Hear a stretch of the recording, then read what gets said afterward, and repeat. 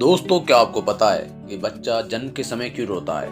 यदि नहीं जानते हैं तो बने रहें इस वीडियो के अंदर। और दोस्तों, यदि आप हमारे चैनल पर नए हैं तो हमसे जुड़ने के लिए नीचे दिए गए सब्सक्राइब के लाल बटन को जरूर दबा दें। दोस्तों, जब बच्चा अपनी माँ के गर्भ से बाहर आता है, यानी कि जब एक बच्चा जन्म लेता है, इस संसार में अपनी आंखें खोलता है, तो वो बच्चा ना ही किसी को जानता है, ना ही किसी को पहचानता है और ना ही किसी से कुछ पूछ पाता है और ना ही कुछ समझ पाता है। लेकिन दोस्तों, क्या आपने कभी ये सोचा है कि बच्चा जन्म के समय रोता क्यों है? इसके पीछे क्या कारण है और क्या वजह है? दोस्तों, बच्चों का जन्म लेते ही रोना बहुत जरूरी होता है, क्योंकि रोते वक्त ही वे अपनी पहली सांस लेते हैं। टेक्निकली कहें तो खिलखिलाकर हंसने से भी बच्चे सांस लेने की शुरुआत कर सकते हैं। खिलखिलाते वक्त भी हमारे फेफड़ों में ऑक्सीजन तेजी से आती जाती है।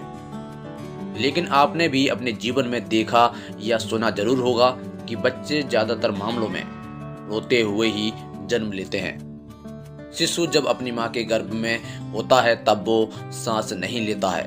वो एमनियोटिक सेक नामक थैली में होते हैं, जिसमें एमनियोटिक फ्लूइड भरा होता है। उस समय बच्चों के फेफड़ों में ऑक्सीजन नहीं होती है। उस समय उनके फेफड़ों में एमनियोटिक फ्लूइड भरा होता है और बच्चों को सारा पोषण अपनी मां के गर्भनाल के माध्यम से ही मिलता है। जब बच्चा पैदा होकर बाहर आ जाता है तो गर्भनाल को काट दिया जाता है।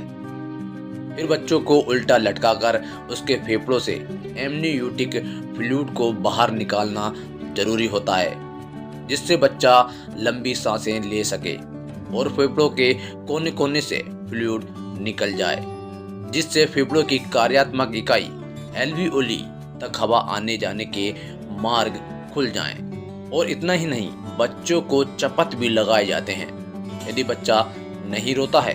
लेकिन आप सोच रहे होंगे कि बच्चा हंसते हुए पैदा हो तो दोस्तों, हंसने की क्रिया में ये सब अच्छी तरह से नहीं हो सकता।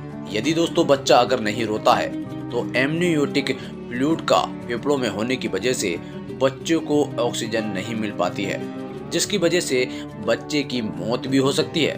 तो दोस्तों, आप समझ ही गए होंगे कि बच्चा जन्म के समय क्यों रोता है। यदि आपको ये जानकारी पसंद आई है तो वीडियो को एक लाइक जरूर कर दें और अपने दोस्तों तक शेयर जरूर करें। मिलते हैं नई वीडियो के साथ, तब तक के लिए नमस्कार। अपना ख्याल रखें। धन्यवाद।